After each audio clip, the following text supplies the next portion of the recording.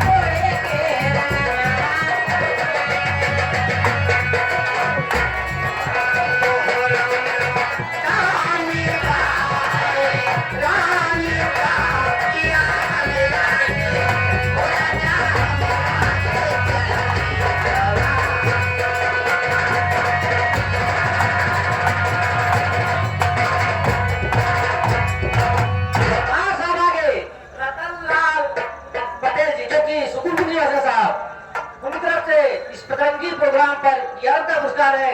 भैया का कहना है नौटंकी के साथ साथ भैया लगा परफॉर्मेंस दिखलाता है।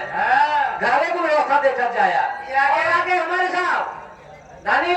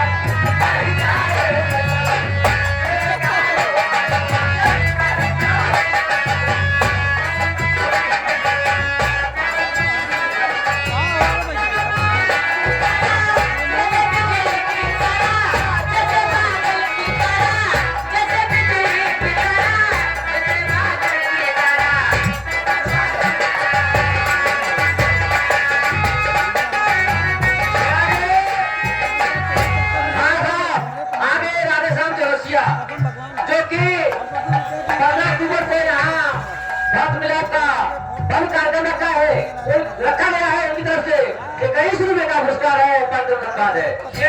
साथ साथ अभय मेडिकल एजेंसी आप सबकी नोट में से 11 रुपए का पुरस्कार कमेटी हार्दिक बधाई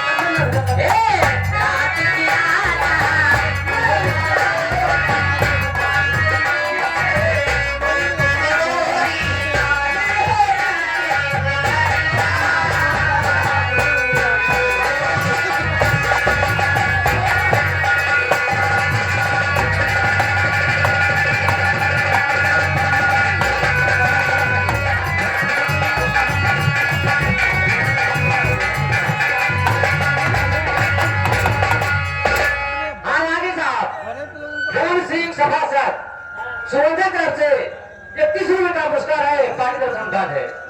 आप लोग शांति बनाए, अब आप लोग शांति बनाए। आपके बीच समय अभाव को देखते हुए अभी हमारे कमेटी के तरफ से कुछ कार्यक्रम बाकी। आप लोग समय 5 मिनट का दे दूसरे गाड़ी लेके आए दूसरे काम करते हमारे लेते वह कीजिए ना। यहाँ पर उपस्थित सभी साथियों का हृदय की गहराइयों से विश्वकर्मा पूजा समिति नगर पंचायत सोहंसा आप सभी महान भावों का हार्दिक स्वागत, वंदन एवं अभिनंदन करती है।